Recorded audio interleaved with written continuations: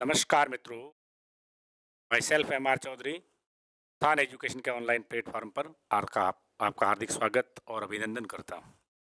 शुरू करते हैं आज नए टॉपिक, नए कंसेप्ट के रूप में सरफेस केमिस्ट्री, पृष्ठीय रसायन। पृष्ठीय रसायन, पहले हम ये समझते हैं कि पृष्ठीय रसायन रसायन है क्या। तो मित्रों ध्यान दीजिएगा, माना कि कोई ये एक अणु है, पदार्थ है, इसकी ये वाली पृष्ठ है, सतह है, इसे सरफेस बोलते हैं, इसे सतह बोलते हैं। इस सरफेस पर होने वाली तमाम क्रियाएं, किसी अणु के सतह पर होने वाली प्रक्रियाओं का या प्रक्रमों का अध्ययन रसायन विज्ञान की जिस शाखा में किया जाता है उसे हम पृष्ठीय रसायन कहते हैं। ये पृष्ठ है और इस पर ये अणु है। इन अणुओं, इस पदार्थ के और दूसरे आए हैं, इन दोनों पदार्थों के कणों अणुओं के मध्य होने वाली जो क्रियाएं हैं, उन क्रियाओं को हम रसायन विज्ञान की शाखा में पढ़ते हैं, उसे रसायन विज्ञान कहते हैं। ओवरऑल यदि मैं परिभाषा दूं तो मैं ये कहूंगा कि किसी अणु, चाहे वो ठोस है चाहे वो द्रव अवस्था में है, उस अणु की सतह पर, पृष्ठ पर होने वाली क्रियाएं पृष्ठीय रसायन के अंतर्गत पढ़ी जाती, समझी जाती है। कौन कौन सी क्रियाएं होती है पृष्ठीय रसायन के अंतर्गत, उनके बारे में हम विस्तार से पढ़ेंगे। मित्रों, उससे पहले मिशन मेरिट 2023 का सपना लिए हुए हम ये कारवां चला रहे हैं। तो इस पाठ में 3 टॉपिक बनते हैं।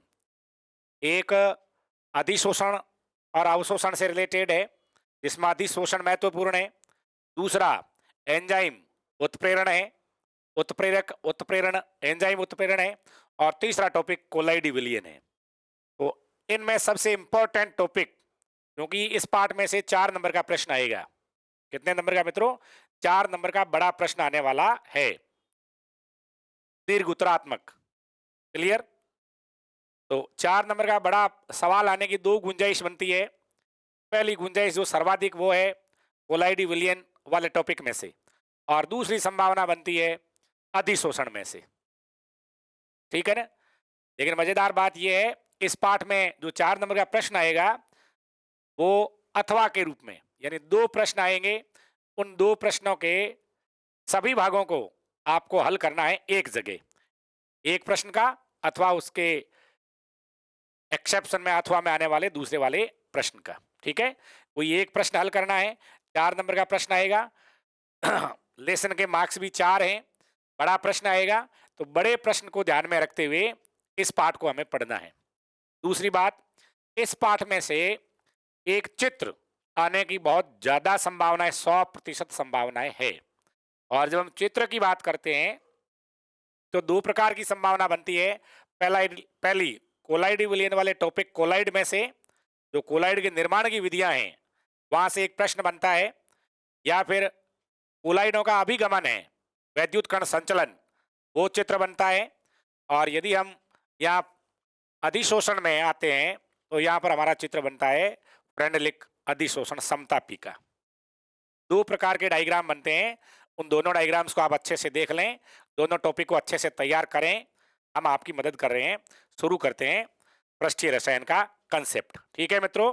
तो मैं आपको यह कहना चाह रहा था कि सतह पर होने वाली क्रियाओं का जहां अध्ययन किया जाता है, रसायन विज्ञान की वो शाखा है पृष्ठ रसायन कहलाती है। अब मित्रों ये वाली बात और है कि पृष्ठ पर कौन कौन सी क्रियाएं होती है। तो मित्रों, पृष्ठ पर होने वाली क्रियाओं या प्रक्रमों में सबसे पहला है अधिशोषण। इसे इंग्लिश में बोलते हैं एडसॉर्प्शन।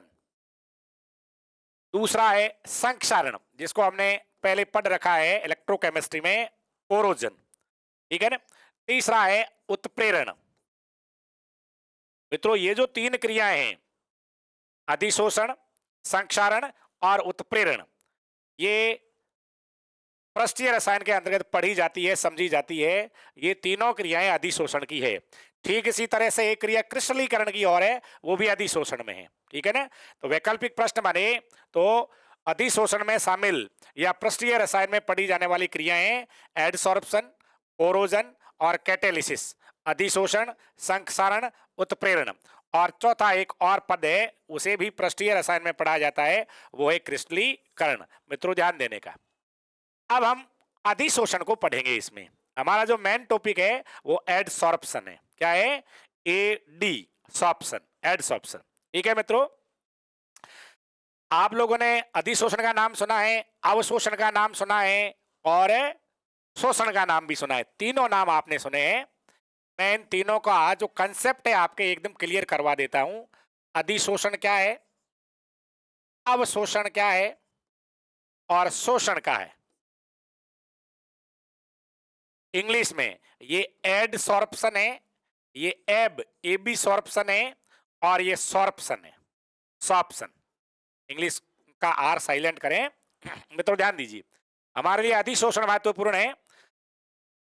अधिशोषण के लिए डायग्राम भी हमने पहले से बना लिया है।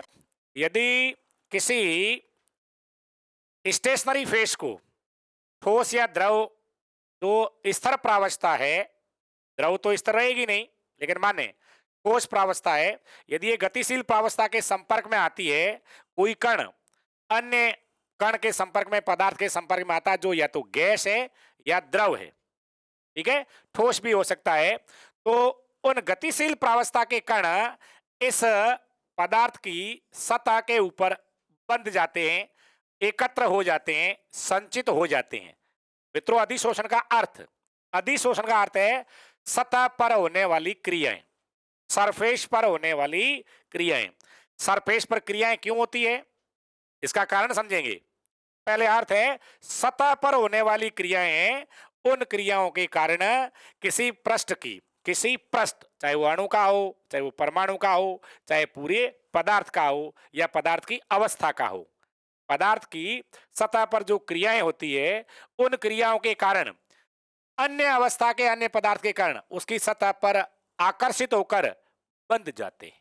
क्या हो जाता है? बंध जाते हैं।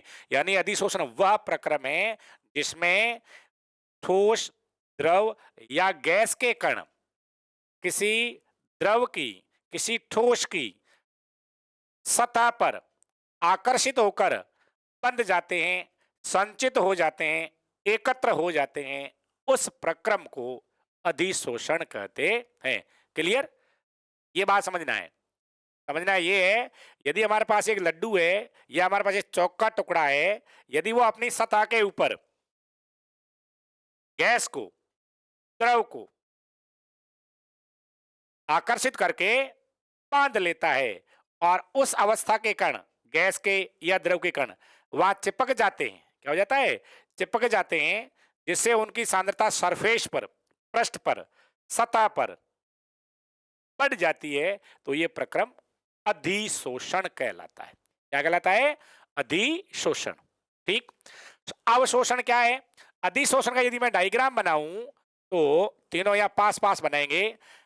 यहां पर आकर्षित होकर जमने वाले, बंधने वाले, जुड़ने वाले, एकत्रित होने वाले, सांद्रता में वृद्धि वाले पदार्थ केवल सरफेस पर इकट्ठा होते हैं, सरफेस पर संग्रहित होते हैं, संचयित होते हैं।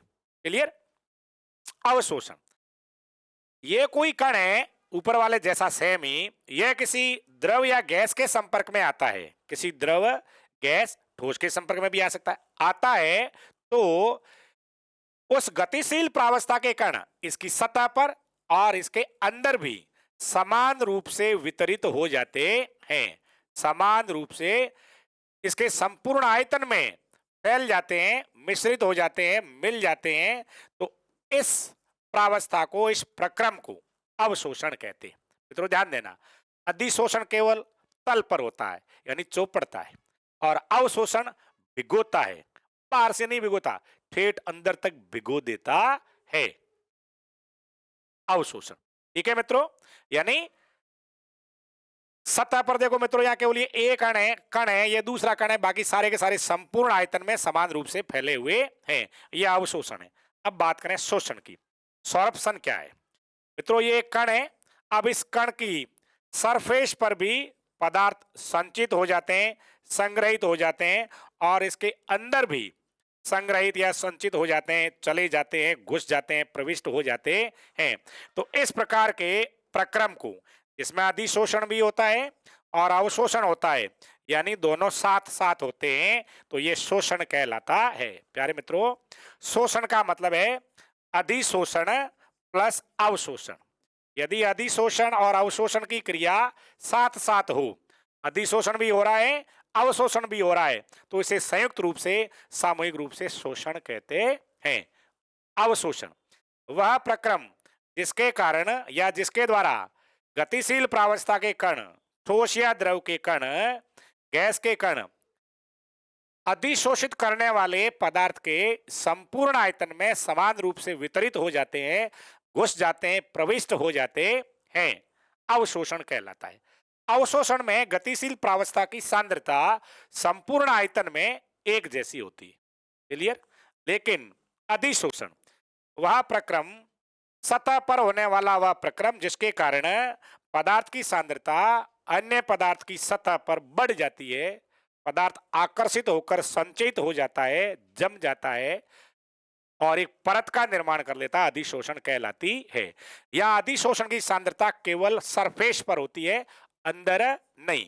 यहां पर बाहर भी होती है, अंदर भी होती है, और यहां सतह पर नाम नहीं बोला मैं, या सरफेस पर भी और अंदर भी, या केवल अंदर, या सरफेस और अंदर दोनों जगह, या केवल सरफेस पर। मित्रों, ये अंतर है, यह बेसिक अंतर है अधिशोषण, अवशोषण और शोषण पर। इसी प्रकार का एक शब्द और है विशोषण, डिसॉर्प्शन। लगे हाथ, उसका भी हम अर्थ जान लेते हैं। मित्रों, डिसॉर्प्शन का अर्थ होता है जो कण इस पदार्थ की सतह पर चिपक गए हैं, यदि ये यहां से वापस उखड़ जाएं, निकल जाएं, मुक्त हो जाएं, हट जाएं। अधिशोषित पदार्थों का अधिशोषक की सतह से पृथक होना, वियोजित होना, मुक्त होना, हटकर दूर चले जाना विशोषण, डिसॉर्प्शन कहलाता है। उम्मीद करता हूं आपके बात समझ में आई है। ठीक है, चलते हैं आगे। अब मित्रों, एक शब्द है अधिशोषक। अधिशोषण तो एक प्रक्रिया है, अधिशोषक क्या है और अधिशोष्य क्या है, इसको जानते हैं।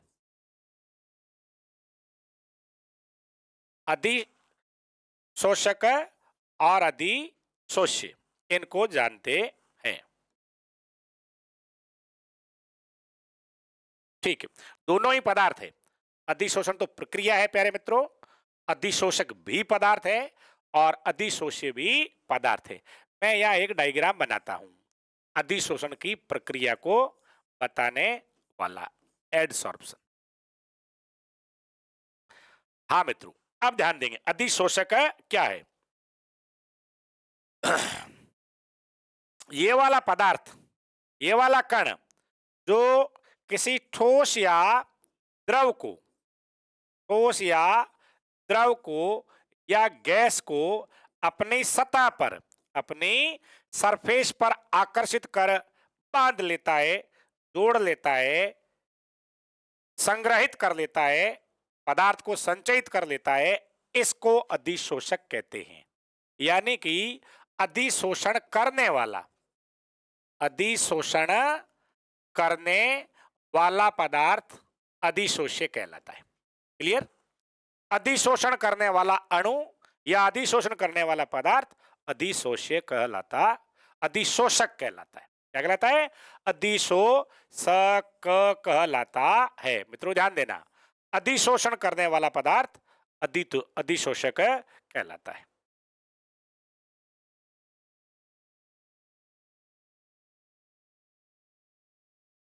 स्वरूप, स्वरूप थोड़ा आई रे।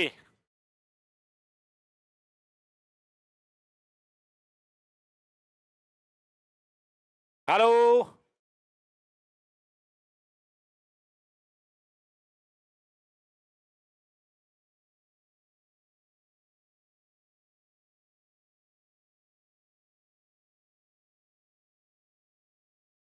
Hello.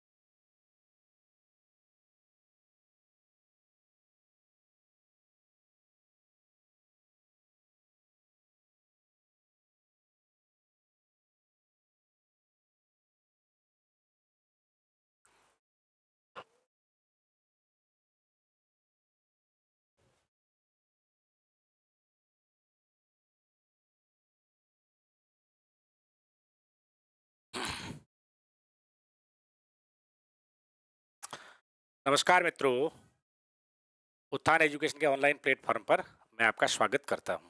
My self M R Chaudhary. आज हम शुरू कर रहे हैं पृष्ठीय रसायन। मित्रों, इस पाठ में 3 टॉपिक इंपोर्टेंट है। पहला अधिशोषण, दूसरा कोलाइडी विलयन और तीसरा उत्प्रेरण। यदि टॉपिक के इंपोर्टेंस की बात करें, सबसे इंपोर्टेंट है कोलाइड, सेकंड इंपोर्टेंस पर आता है अधिशोषण और थर्ड इंपोर्टेंस पर है उत्प्रेरण। ठीक है मित्रों, इस पाठ में से बड़ा प्रश्न, दीर्घ उत्तरात्मक प्रश्न आएगा। 4 नंबर का प्रश्न होगा। 2 प्रश्न आएंगे, दोनों में से कोई एक हल करना है। अधिकतम संभावना बनती है कोलाइड में से आने की और सेकंड संभावना बनती है अधिशोषण में से आने की।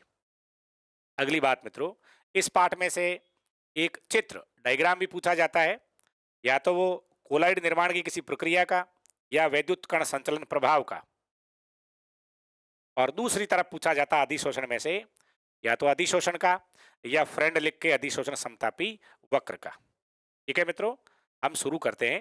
पहला टॉपिक हमारा अधिशोषण। अधिशोषण यानी एडसॉर्प्शन। अधिशोषण यानी होता है अधिशोषण मित्रों, पृष्ठीय रसायन का अर्थ होता है रसायन विज्ञान की वो शाखा जिसमें सतह पर होने वाली क्रियाओं का अध्ययन किया जाता है। रसायन विज्ञान की वो शाखा जिसमें पदार्थ या अणु की सरफेस पर, पृष्ठ पर होने वाली क्रियाओं का अध्ययन किया जाता है। पृष्ठ पर होने वाली क्रियाओं में नंबर 1 पर अधिशोषण है, दूसरी उत्प्रेरण है, तीसरी संक्षारण है और चौथी क्रिस्टलीकरण है। ध्यान दिया मित्रों, अधिशोषण, उत्प्रेरण, संक्षारण और क्रिस्टलीकरण, ये 4 ऐसी प्रक्रियाएं हैं जो पृष्ठ पर संपन्न होती है, पृष्ठीय रसायन में सीखी पढ़ी जाती है, लर्न की जाती है। हम लिए चलते हैं पहली को, अधिशोषण। क्या है अधिशोषण? वह प्रक्रिया जो अणु की सतह पर, ठोस अणु की या द्रव अणु की सतह पर अन्य अणुओं को आकर्षित कर बांधती है, उस प्रक्रिया को अधिशोषण कहते हैं। यानी कि अधिशोषण वह प्रक्रिया है जिसमें किसी अणु की सतह पर द्रव या गैस के कण आकर्षित होकर बंध जाते हैं, संचयित हो जाते हैं, संग्रहित हो जाते हैं, जिससे अणुओं की सांद्रता सतह पर बढ़ जाती है। इस प्रक्रिया को अधिशोषण कहते हैं। अधिशोषण को एडसॉर्प्शन कहते हैं। क्या कहते हैं मित्रों? एडसॉर्प्शन। क्या है एडसॉर्प्शन मित्रों? इसके बारे में हम चर्चा करते हैं। तो मैंने ये कहा, ये कोई एक अणु है। यदि पदार्थ के कण इस अणु की सरफेस पर संग्रहित होते हैं, आकर बंध जाते हैं। आकर बंधने का अर्थ है मित्रों, आकर्षित होकर यहां बंध जाते हैं, ठहर जाते हैं, रुक जाते हैं, तो ये क्या कहलाता है? अधिशोषण। जैसे हम क्रीम लगाते हैं त्वचा पर, तो हमारी त्वचा पूरी सतह पर वो चुपड़ जाती है, वो कण वहां ठहर जाते हैं। ये भी एक प्रकार का अधिशोषण है। लोहे पर जब जंग लगता है तो केवल सतह के ऊपर ऊपर आयरन ऑक्साइड के कण रहते हैं, वो भी एक प्रकार का अधिशोषण है।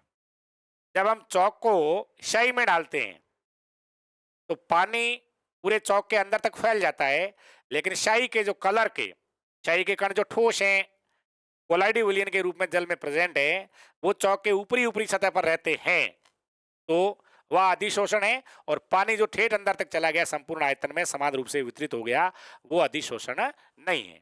तो फिर वो कौन है? वो अवशोषण। हम दोनों की बात करेंगे। हम अवशोषण की बात भी करेंगे और अधिशोषण की बात भी करेंगे। ठीक है मित्रों?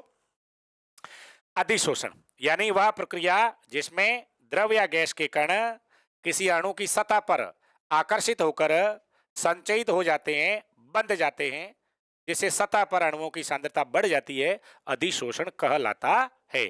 अधिशोषण में 2 प्रकार के कण दिखाई दे रहे हैं आपको मित्रों। एक तो ये ऊपर जो संचयित हुए हैं, जो इसके ऊपर संचित हुए हैं, ये वाले कण, और एक ये जो संचयित कर रहा है, आकर्षित कर रहा है, अपने ऊपर बांध रहा है, ये अन्य कणों को अपने ऊपर आकर्षित कर रहा है। ठीक है मित्रों? संचित होने वाले इकट्ठा होने वाले, एकत्रित होने वाले यानी सांद्रता बढ़ाने वाले, ये वाले जो कण हैं ये नॉर्मली गतिशील प्रावस्था के होते हैं। कैसे होते हैं? गतिशील। गतिशील प्रावस्था में वो द्रव अवस्था के रूप में अथवा गैस के रूप में होते हैं मित्रों। ठीक है ना? अब ठोस के कण भी हो सकते हैं इस रूप में, लेकिन तब वो विलयन में रहते हैं। किसमें रहते हैं? विलयन में। तो हम विलयन की बात करते हैं। ठीक है मित्रों। आकर्षित होने वाले या आकर्षित करने वाला, ये आकर्षित करने वाला, अपनी सतह पर बांधने वाला, इसे अधिशोषक कहते हैं। क्या कहते हैं मित्रों? अधिशोषक। अधिशोषक। अधिशोषक का अर्थ होता है ऐसा पदार्थ जो अपनी सतह पर किसी द्रव या गैस के अणुओं को आकर्षित कर बांध लेता है। अधिशोषण करने वाला पदार्थ अधिशोषक। क्या कहा मित्रों? मैंने बोला अधिशोषण करने वाला, अधिशोषण करने वाला अधिशोषक। तो ये जो संग्रहित हो रहे हैं, संचित हो रहे हैं, जिनकी सांद्रता में वृद्धि हो रही है, अधिशोषक अपनी सतह पर जिनको बांधता है, इन्हें क्या कहते हैं प्यारे मित्रों? इन्हें अधिशोष्य कहते हैं। इन्हें अधिशोष्य बोलते हैं। यानी अधिशोष्य वो छोटे छोटे कण हैं, गतिशील कण हैं, जो किसी स्थूल की सतह पर, किसी अणु की सतह पर आकर बंध जाते हैं, जुड़ जाते हैं। आकर जुड़ने वाले, बंधने वाले छोटे छोटे कण, गतिशील कण अधिशोष्य कहलाते हैं। और अपनी सतह पर बांधने वाला, जोड़ने वाला, आकर्षित करने वाला, अधिशोषण करने वाला अधिशोषक कहलाता है। ठीक है मित्रों। यदि हम एक पत्थर का लड्डू लें और उसे पानी में डुबोएं, तो पानी पत्थर के लड्डू को चारों ओर से भिगो देता है। तो हमारा पानी है वो अधिशोष्य है, और जो पत्थर का भाटे का लड्डू है वो अधिशोषक है। वो क्या है? अधिशोषक। यदि हम चौक के टुकड़े को पानी में डुबोए, डुबोकर बाहर निकालिए फटाक से 1 सेकंड में, तो चारों ओर से भीगेगा। तो पानी के कण जो उसकी सतह पर है, केवल सतह पर ही है, तो पानी के कण अधिशोष्य है और चौक अधिशोषक है, क्योंकि वो पानी के कणों को आकर्षित कर रहा है। ठीक है मित्रों। तो हम अधिशोष्य को एडसोर्बेट कहते हैं। क्या कहते हैं? एडजोर्बेट। क्या बोलते हैं? एडजोर्बेट। और ये जो है इसे एडजोर्बेंट कहते हैं। एडजोर्बेंट। अंग्रेजी के चक्कर में नहीं पढ़ो तो कोई बात नहीं, यदि पढ़े हैं तो ये एडजोर्बेट है, अधिशोषक एडजोर्बेंट है। अधिशोषक वो पदार्थ है जो सतह पर अन्य कणों को बांधता है, आकर्षित कर संग्रहित कर लेता है। और अधिशोष्य वे कण हैं जो अधिशोषक की सतह पर जाकर इकट्ठा हो जाते हैं, चिपक जाते हैं। चिपकने वाले अधिशोष्य और चिपकाने वाला अधिशोषक। क्लियर? आगे बढ़ते हैं मित्रों। इस अधिशोषण की तरह ही दूसरा एक और शब्द है, और वो है अवशोषण। तो उसको जानना भी जरूरी है।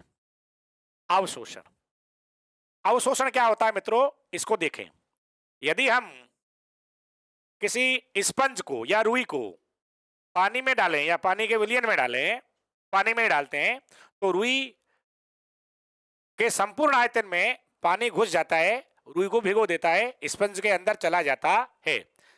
यदि हम चौक के टुकड़े को लंबे समय तक पानी में डुबोई रखें, तो पानी के कण, पानी के अणु चौक के संपूर्ण आयतन में समान रूप से वितरित हो जाते हैं, यानी चौक को गीला कर देते हैं।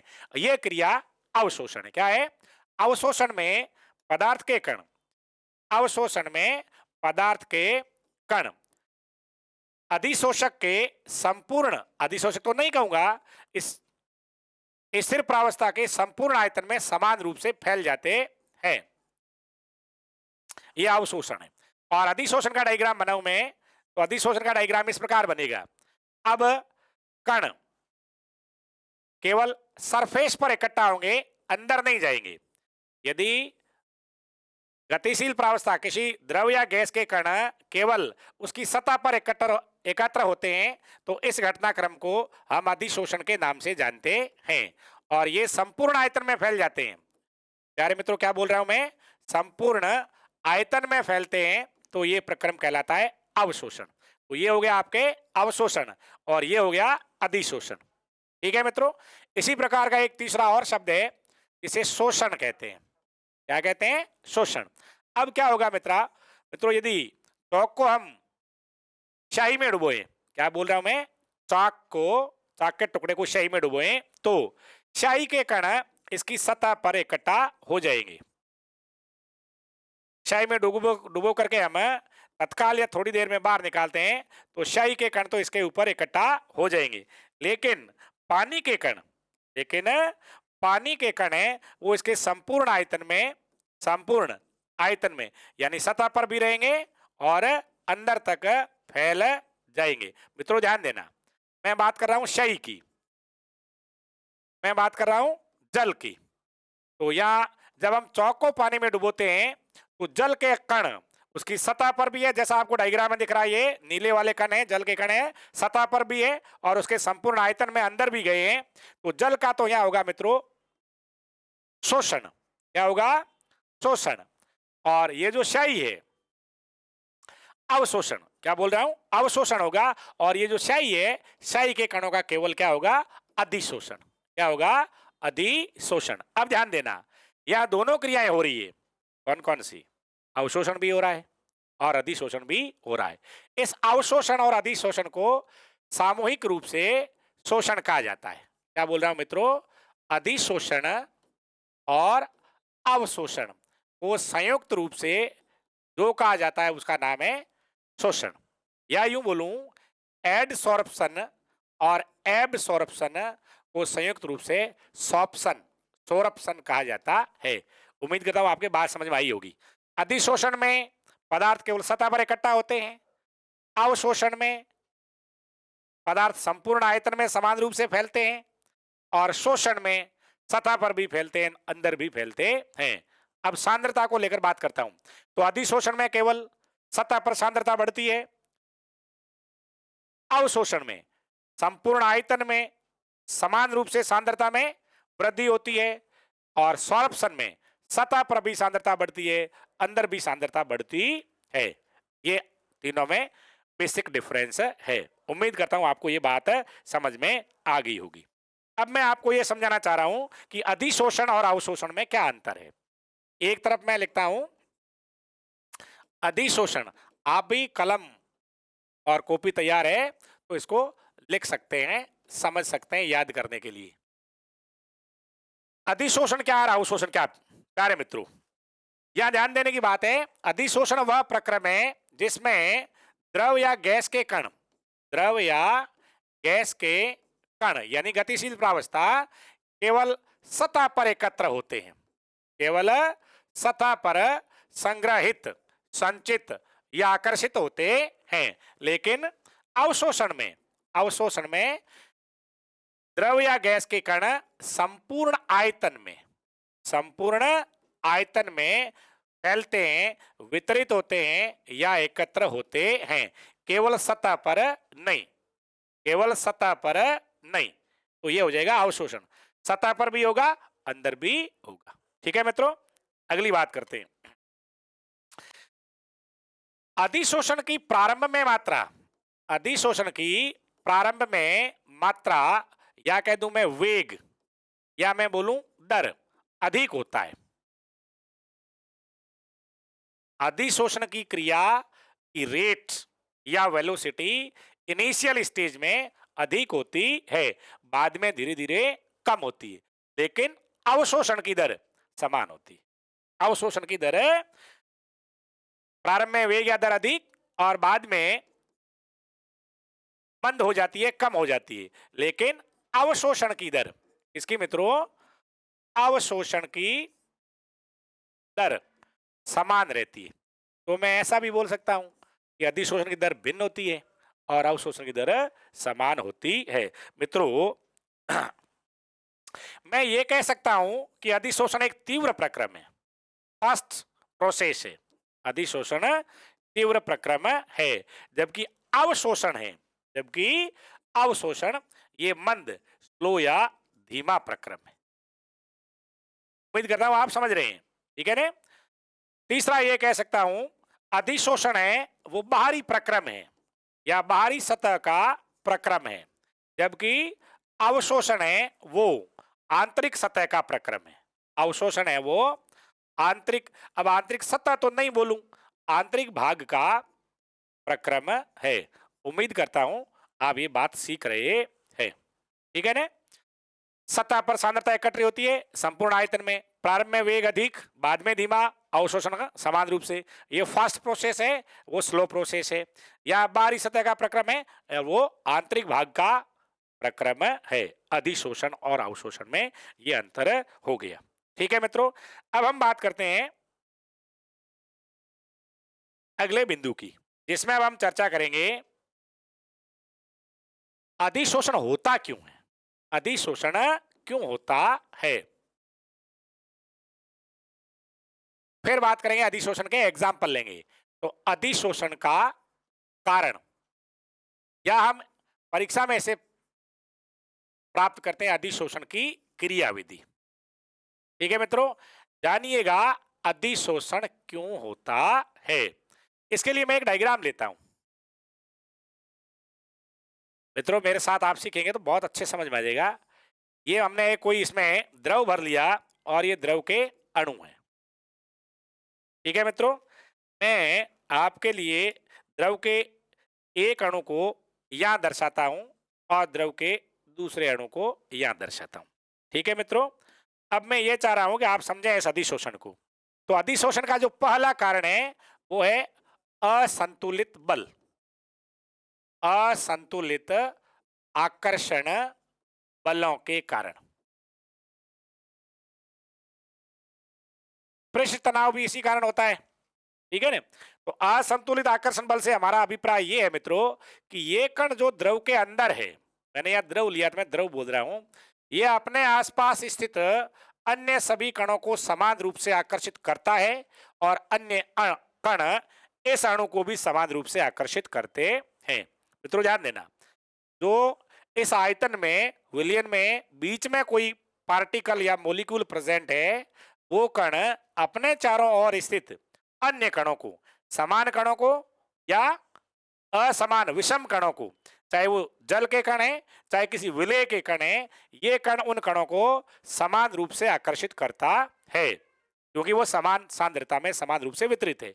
लेकिन ये सरफेस पर जो मोलिक्यूल प्रेजेंट है, ये वाला कण है मित्रों, ये नीचे की ओर, अपने नीचे की ओर तो अन्य पदार्थ हैं, इसके और भाई हैं, इसके और पड़ोसी हैं, लेकिन इस सरफेस के ऊपर, इसके इस कण के ऊपर कोई कोई पदार्थ नहीं है, किसी अन्य पदार्थ के कण नहीं है।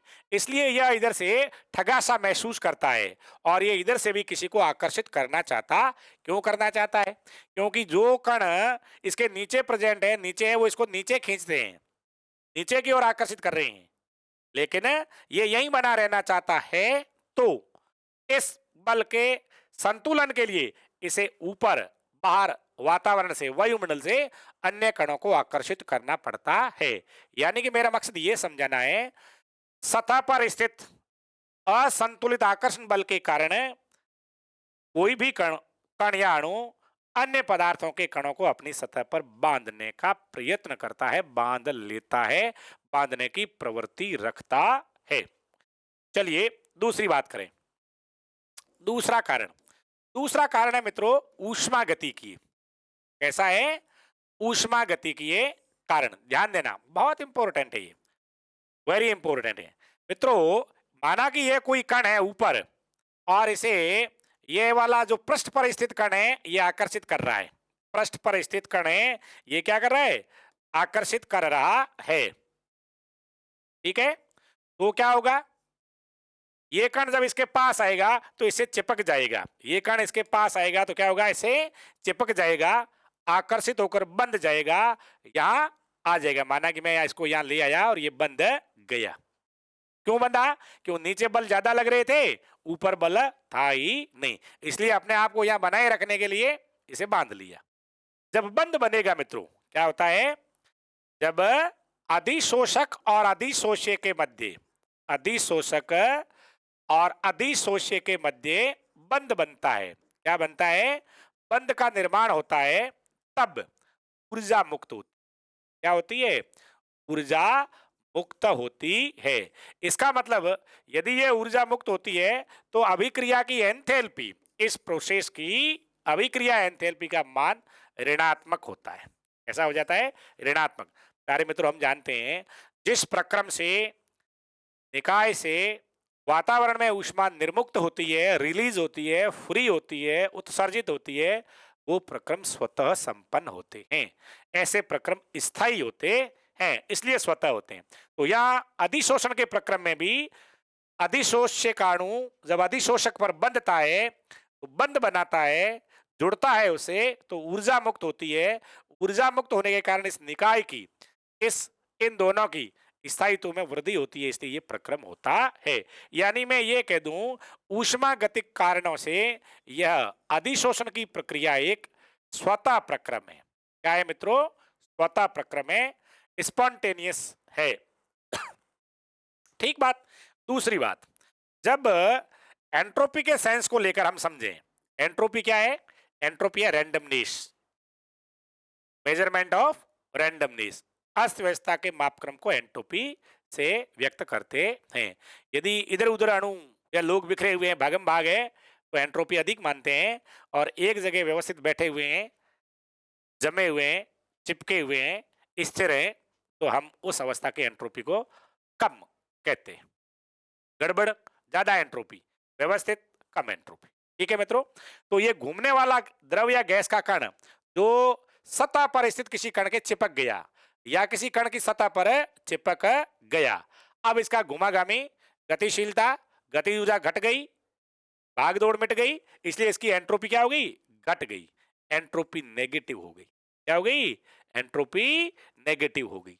हाँ, ऊष्मागति कारणों से एंट्रोपी घटने से इसकी स्टेबिलिटी, स्थायित्व तो बढ़ गया, लेकिन ब्रह्मांड में एंट्रोपी बढ़ाने की प्रवृत्ति होती है। एंट्रोपी तो बढ़नी चाहिए, लेकिन इसकी स्टेबिलिटी के रेफरेंस में बोले तो एंट्रोपी नेगेटिव हो रही है। क्या हो रही है? एंट्रोपी नेगेटिव हो रही है। ठीक है ना? तो एंट्रोपी नेगेटिव होने से इस भागम भाग वाले गतिशील कण की स्टेबिलिटी बढ़ जाती है, इसलिए ये प्रोसेस भी इसके लिए पक्ष का है। तीसरी बात करते हैं, यह प्रक्रम स्वतः संपन्न होता है मित्रों, इसलिए इस प्रोसेस के लिए, अधिशोषण के लिए, इसको मैं अलग कलर वाले पेन से लिखूं तो आपके ज्यादा सुंदर दिखेगा। अधिशोषण की गिब्स मुक्त ऊर्जा का परिवर्तन डेल्टा जी का मान यदि नेगेटिव है, इसका मतलब वो स्वतः संपन्न हो रहा है। हम जानते हैं ऊष्मागतिक में, हम जानते हैं थर्मोडायनेमिक्स में कि जिन प्रक्रमों की अभिक्रियाओं की डेल्टा जी ऋणात्मक होती है वो स्वतः संपन्न होते हैं। अब हमने कहा कि अधिशोषण एक स्वतः प्रक्रम है, तो इसमें ऊष्मा मुक्त होती है, तो इसकी delta G Gibbs cell moles energy जो चेंज है, डेल्टा जी का मान वो भी ऋणात्मक होगा। ठीक है मित्रों? अब हम इन तीनों बातों को जोड़ते हैं। हम ये जानते हैं गिब्स हेल्महोल्ट्ज ने एक समीकरण दिया था, डेल्टा जी बराबर delta H minus T delta S. ध्यान दीजिए मित्रों, ये गिब्स ऊर्जा परिवर्तन है और ये अभिक्रिया की एंथैल्पी है, और टी अभिक्रिया जिस तापमान पर हो रही है वो केल्विन में टेम्परेचर है, और डेल्टा एस एंट्रोपी है।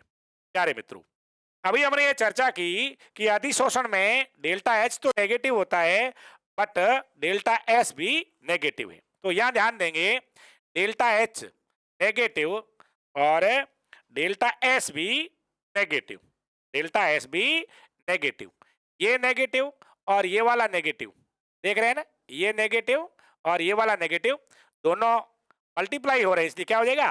पॉजिटिव। क्या हो जाएगा? पॉजिटिव। यानी मैं आप लिख दूं कि डेल्टा एच तो हमारा है नेगेटिव, डेल्टा एच है हमारा नेगेटिव, लेकिन ये हो गया माइनस और ये गुणा होकर के पॉजिटिव। इस केस में डेल्टा जी का मान कब ऋणात्मक होगा?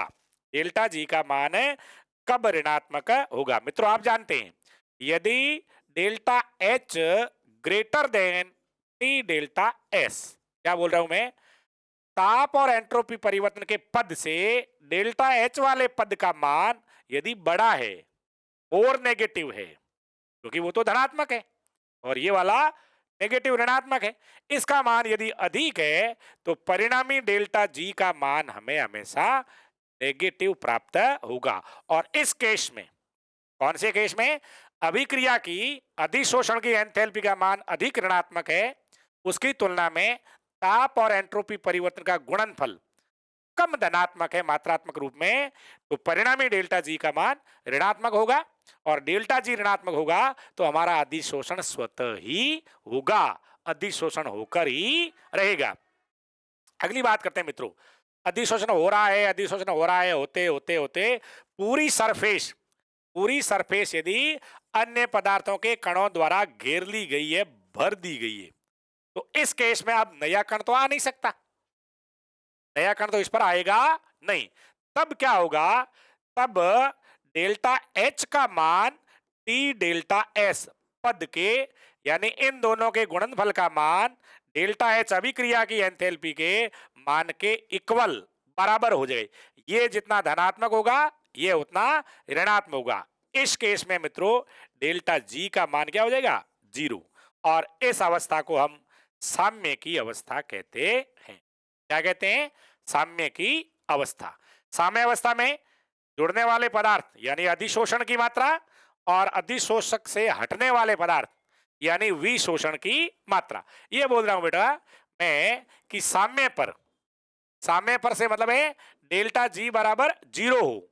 डेल्टा जी बराबर 0 कब होगा, जब डेल्टा एच और टी डेल्टा एस का मान बराबर होगा।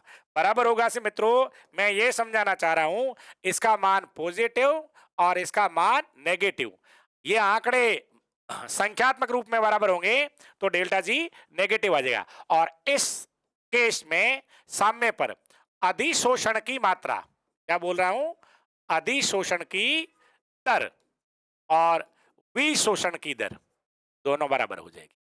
अधिशोषण और विशोषण की दर बराबर। ये सवाल बनता है जब डेल्टा जी बराबर 0 हो तो क्या होगा, जब अधिशोषण की दर विशोषण की दर के बराबर होगी तो क्या होगा, डेल्टा जी 0 होगा।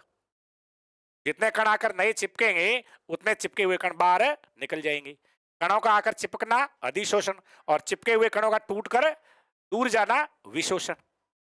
तो प्यारे मित्रों कुल मिलाकर हमारे ये बात समझ में आई कि पृष्ठ पर असंतुलित बलों की उपस्थिति से पृष्ठ पर असंतुलित आकर्षण बलों की उपस्थिति के कारण अधिशोषण होता है। दूसरी बात समझ में आई, थर्मोडायनेमिकली ऊष्मा गति के कारणों से, क्योंकि अधिशोषण होने पर ऊर्जा मुक्त होती है, अधिशोषण में नए बंध बनते हैं, पुराने टूटते हैं, नए बंध बनते हैं, बंध बनने पर ऊष्मा मुक्त होती है, इसलिए डेल्टा एच को हम ऋणात्मक लिखते हैं। यह एक ऊष्माक्षेपी प्रक्रम है, यह एक्सोथर्मिक प्रोसेस है। अधिशोषण एक ऊष्माक्षेपी एक्सोथर्मिक प्रोसेस है, इसलिए यह स्वतः संपन्न होता है, और यह स्वतः संपन्न होता है इसका मतलब है डेल्टा जी का मान नेगेटिव होता है। ठीक है मित्रों, जब कोई गतिशील कण अधिशोषक की सतह पर आकर जुड़ता है तो उसकी गतिशीलता कम होती है, गतिशीलता भंग होती है, इसलिए डेल्टा एस का मान नेगेटिव होता है। हाँ, डेल्टा एस का मान तो पॉजिटिव होना चाहिए, बढ़ना चाहिए, बढ़ने वाले प्रक्रम स्वतः होते हैं, लेकिन यहाँ केवल अकेला एंट्रोपी का कारक प्रभावित नहीं करता, यहाँ डेल्टा एच भी है हमारे पास, ठीक है ना, और हमारे पास डेल्टा जी भी है। डेल्टा जी का मान नेगेटिव इसलिए वो स्वतः होगा, तो इस केस में गिब्स हेल्महोल्ट्ज समीकरण है, वो है डेल्टा जी बराबर T delta minus T delta S. अब इन दोनों पदों का जो परिणामी प्रभाव है वो अधिशोषण की दर को, अधिशोषण के प्रक्रम को प्रभावित करता है। जब डेल्टा एच का ऋणात्मक मान टी डेल्टा एस के धनात्मक मान से बड़ा होता है तो डेल्टा जी नेगेटिव ही होगा और अधिशोषण होता है, ठीक है। और जब ये दोनों बराबर हो जाएंगे, साम्य अवस्था स्थापित हो जाएगी, तो अधिशोषण होने के दो कारण हो गए, असंतुलित बलों की उपस्थिति या असंतुलित आकर्षण बलों के कारण और ऊष्मागतिकीय कारण।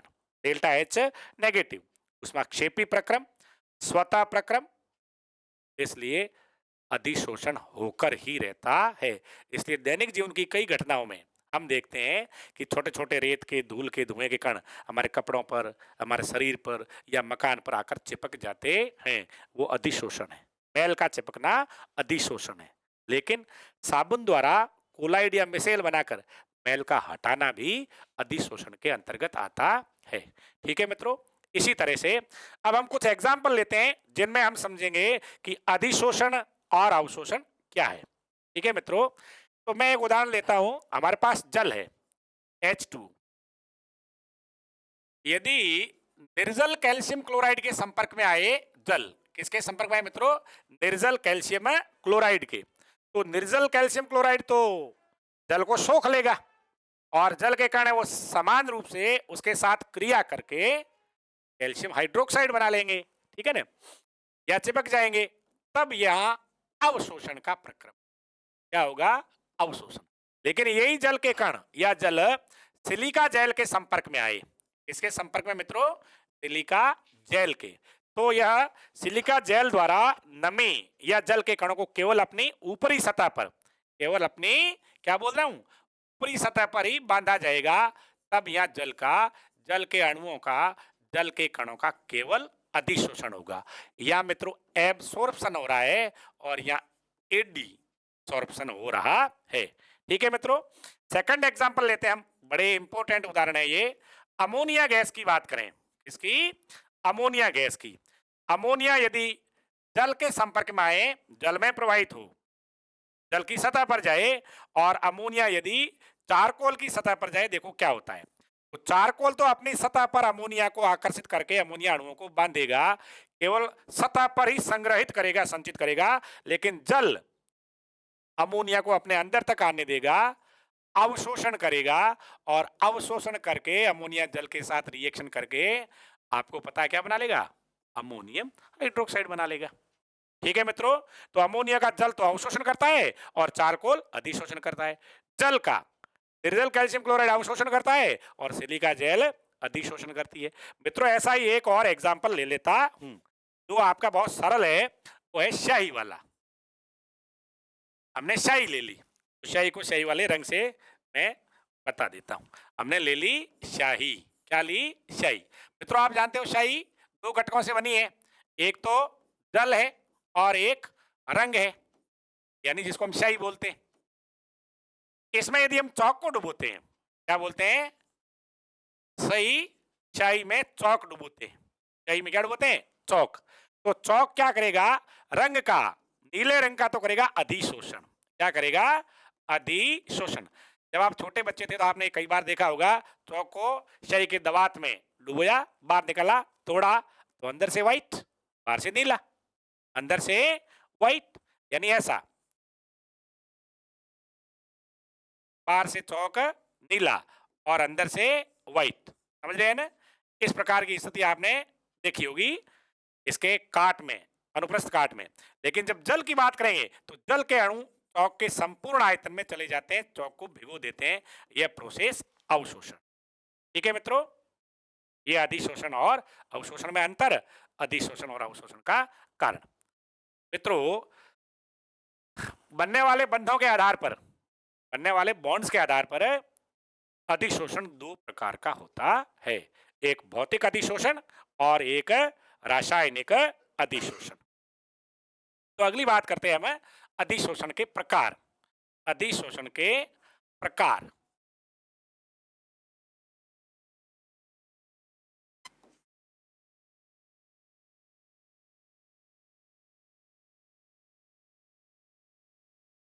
बंध की प्रकृति के आधार पर, यानी अधिशोषक और अधिशोष्य के मध्य किस प्रकार के बॉन्ड फॉर्मेशन हो रहा है, किस प्रकार का बंध बन रहा है, उसके आधार पर हम अधिशोषण को दो प्रकारों में वर्गीकृत करते हैं। एक है हमारा भौतिक अधिशोषण और दूसरा प्रकार है हमारा रासायनिक अधिशोषण। एक तो है मित्रों भौतिक अधिशोषण और दूसरा है रासायनिक अधिशोषण। भौतिक और रासायनिक, इसको रसोवशोषण भी कहते हैं, रसोवशोषण, इसको कीमोसोर्प्शन भी कहते हैं, इसको फिजियोसोर्प्शन भी कहते हैं, ठीक है। मैंने ये बोला कि अधिशोषक और अधिशोष्य के मध्य बनने वाले बंध, बने बंध की प्रकृति के आधार पर अधिशोषण के दो प्रकार है, एक भौतिक अधिशोषण और एक रासायनिक अधिशोषण। मित्रों भौतिक अधिशोषण क्या है, भौतिक अधिशोषण का मतलब है जब अधिशोषक एवं अधिशोष्य के मध्य, एड्सोर्बेट और एड्सोर्बेंट के मध्य, अधिशोषक और अधिशोष्य के मध्य, मित्रों ध्यान देना, ये बड़े वाला कण तो बताया मैंने, ये अधिशोषक क है और ये अधिशोष्य है, ठीक है ना। तो अधिशोषक और अधिशोषण के मध्य यदि भौतिक बल बनते हैं, भौतिक बंध, भौतिक आकर्षण बल या भौतिक बंध जिनको कहें, और वो कौन से होते हैं? वो दुर्बल बंध या दुर्बल बल होते हैं, वांडरवाल्स बल नाम से जानते हैं। क्या नाम से जानते हैं? वांडरवाल्स बल। यानी वांडरवाल्स बलों के कारण, दुर्बल आकर्षण बलों के कारण, वांडरवाल्स बलों के कारण होने वाले अधिशोषण को भौतिक अधिशोषण कहते हैं। अब दूसरे वाले की बात करें, रासायनिक अधिशोषण क्या है? प्यारे मित्रों, रासायनिक बंध बनने के कारण होने वाला अधिशोषण, क्या बोला मैं? केमिकल बॉन्ड फॉर्मेशन, चाहे वो आयनिक बंध हो चाहे वो सहसंयोजक। तो रासायनिक बंध किसके बीच? अधिशोषक और अधिशोष्य के बीच बने, तो इस प्रकार के अधिशोषण को रासायनिक अधिशोषण कहते हैं। यानी रासायनिक, ये बात आप जानते हैं, रासायनिक बंध प्रबल होते हैं। रासायनिक बंध बनने के कारण होने वाला अधिशोषण, रासायनिक बंधों के कारण होने वाला अधिशोषण है वो रसोवशोषण या रासायनिक अधिशोषण या कीमोसॉर्प्शन कहलाता है। प्यारे मित्रों, की बात, इनकी प्रकृति कैसी है? इनकी प्रकृति, तो भौतिक अधिशोषण की प्रकृति अविशिष्ट होती, स्पेशल नहीं होती। क्या मतलब हुआ? कोई सा भी पदार्थ किसी अधिशोषक की सतह पर जाएगा तो वो सामान्य रूप से अधिशोषित होगा, चाहे वो आयनिक हो, चाहे वो अनायनिक हो, चाहे ध्रुवीय हो, चाहे अध्रुवीय हो, चाहे कार्बनिक हो, चाहे अकार्बनिक हो। समझ रहे हैं मेरी बात? अच्छी चीज भी चिपकेगी, खराब चीज भी चिपकेगी। ये भौतिक अधिशोषण, ये क्या है? भौतिक। समझ रहे हैं? तो भौतिक अधिशोषण की प्रकृति अविशिष्ट होती है, जबकि रासायनिक अधिशोषण की प्रकृति विशिष्ट होती है। रासायनिक अधिशोषण, रसोवशोषण, कीमोसॉर्प्शन विशेष प्रकृति वाला होता है। क्यों विशेष प्रकृति का? इसलिए मित्रों कि रासायनिक बंध बनता है, और रासायनिक बंध तभी बनता है जब पदार्थों के मध्य, अधिशोषक और अधिशोष्य के मध्य इलेक्ट्रॉनों का आदान प्रदान होता है। समझ रहे हैं ना? तो रासायनिक अधिशोषण विशिष्ट होता है क्योंकि वो रासायनिक बंध बनने के कारण होता है, और रासायनिक बंध तभी बनता है जब एक पदार्थ इलेक्ट्रॉन त्यागे और दूसरा इलेक्ट्रॉन ग्रहण करे या आपस में इलेक्ट्रॉन का साझा करे। लेकिन भौतिक अधिशोषण में रासायनिक बंध नहीं बनते, इलेक्ट्रॉन का आदान प्रदान साझा नहीं होता। ये तो केवल दुर्बल आकर्षण बल, दुर्बल अन्योन्य क्रियाएं, वांडरवाल्स बल या प्रकीर्ण बलों के कारण होता है, इसलिए यहां किसी प्रकार की प्रकृति विशिष्ट नहीं होती। ठीक है मित्रों, अगली बात करते हैं। भौतिक अधिशोषण और रासायनिक अधिशोषण में कौन उत्क्रमणीय होता है, कौन अनुत्क्रमणीय? तो हम ऐसा कहेंगे, भौतिक अधिशोषण है वो उत्क्रमणीय होता है। क्या होता है? उत्क्रमणीय। जैसे आप बाजार में से निकले, आपके कपड़ों के ऊपर डस्ट जम गई, आपने झटकाया, दूर हो जाएंगे कण, उत्क्रमणीय। वापस गए, वापस चिपक जाएंगे, क्योंकि दुर्बल वांडरवाल्स बल है, दुर्बल आकर्षण बल है, सामान्य रूप से थोड़ा सा ऊर्जा देने से, बल प्रयोग करने से या अन्य क्रिया करने से वो दुर्बल आकर्षण बल टूट जाता है और वापस चिपक जाता है। लेकिन रासायनिक अधिशोषण, क्या? रासायनिक अधिशोषण ये रासायनिक बंध बनने के कारण होता है, इसलिए अनुत्क्रमणीय होता है। यह अनुत्क्रमणीय होता है। कैसे? एक बहुत सरल उदाहरण द्वारा समझते हैं। माना कि लोहे की वस्तु पर जंग लग गया, संक्षारण हो गया, लोहे ने नमी की प्रेजेंस में ऑक्सीजन से क्रिया करके आयरन ऑक्साइड बना लिया। अब हम उस लोहे को झटकाएंगे तो ऑक्सीजन अलग हो जाएगी? नहीं, वो जंग जो बना हुआ है आयरन ऑक्साइड हाइड्रेटेड, वो पूरा ही हटेगा, पूरी परत ही हटेगी। केवल ऑक्सीजन के कण जो अधिशोषित हुए हैं, क्रिया की है, नहीं हटेंगे। इसलिए रासायनिक अधिशोषण अनुत्क्रमणीय होता है और भौतिक अधिशोषण उत्क्रमणीय प्रकृति का होता है। ठीक है मित्रों, अगली बात करते हैं। अगला हमारे पास कारक डिफरेंस समझने के लिए ताप है। भौतिक अधिशोषण ताप बढ़ाने पर घटता है। भौतिक अधिशोषण ताप बढ़ाने पर क्यों घटता है मित्रों? ताप बढ़ाएंगे, अणुओं की गतिज ऊर्जा बढ़ेगी, गतिज ऊर्जा बढ़ेगी बढ़ेगी तो दुर्बल वान der वाल्स बल टूट जाएंगे। इसलिए भौतिक अधिशोषण उच्च ताप पर नहीं होता। ताप बढ़ाने पर भौतिक अधिशोषण की मात्रा दर घटती है। लेकिन रासायनिक अधिशोषण, रासायनिक अधिशोषण ताप बढ़ाने पर प्रारंभ में बढ़ता है, क्योंकि अभिक्रियाएं कम ताप पर कठिनाई से होती है, ताप यदि थोड़ा सा बढ़ाते हैं तो सामान्य ताप पर 25 डिग्री सेंटीग्रेड पर आसानी से हो जाती है। तो प्रारंभ में रासायनिक अधिशोषण की दर मात्रा बढ़ती है, लेकिन उच्च ताप पर घटने लगती है। उच्च ताप पर घटने लगती है, क्योंकि बहुत अधिक ताप देंगे तो अणुओं के रासायनिक बंध भी टूट जाते हैं। ठीक है मित्रों, अगली बात करते हैं। अधिशोषण की दर भौतिक अधिशोषण की दर है। भौतिक अधिशोषण की दर तेज होती है और रासायनिक अधिशोषण की दर मंद होती है। फिर भौतिक अधिशोषण गैस की प्रकृति पर निर्भर करता है। भौतिक अधिशोषण गैस की प्रकृति पर निर्भर करता है। जो गैसें आसानी से द्रवित होती है वो अधिक अधिशोषित होती है भौतिक रूप से, लेकिन रासायनिक अधिशोषण गैस की प्रकृति के साथ साथ में गैस और अधिशोषक के मध्य बनने वाले बंध की प्रकृति पर निर्भर करता है। गैस की भौतिक प्रकृति पर निर्भर नहीं करता। ठीक है ना, वहां गैस क्रिया करती है, गैस अधिशोषक के साथ क्रिया करती है। ठीक है ना। और अगली बात करते हैं सक्रियण ऊर्जा को लेकर, इसको एक्टिवेशन एनर्जी। भौतिक अधिशोषण के लिए कम मात्रा में सक्रियण ऊर्जा की आवश्यकता होती है। सक्रिय ऊर्जा की यूं कहते हैं आवश्यकता ही नहीं है, फिर भी ऐसा माना है वैज्ञानिकों ने 20 से 40 किलो जूल प्रति मोल एक्टिवेशन एनर्जी की ही जरूरत है भौतिक अधिशोषण के लिए।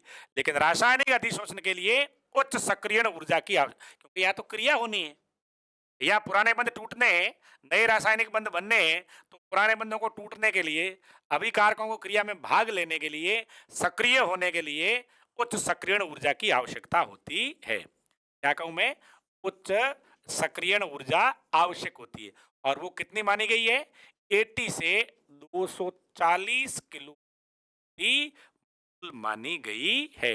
इस प्रकार होता है अधिशोषण, इस प्रकार होता है अधिशोषण। ठीक है मित्रों, आई होप आपके अधिशोषण का ये कंसेप्ट यहाँ तक क्लियर हुआ होगा। शेष बातें अगले वीडियो में करेंगे। तब तक के लिए आपका दिन शुभ हो और अपने साथी को इजाजत देंगे, लेकिन अगले वीडियो के लिए फिर तैयार रहेंगे। वीडियो यदि पसंद आया है लाइक कीजिएगा, अपने मित्रों में शेयर कीजिएगा, सब्सक्राइब चैनल को अवश्य कीजिए। हम मिशन मेरिट 2023 के इस पैगाम को आपके सदैव इसी तरह से बनाते रहेंगे। वंदे मातरम।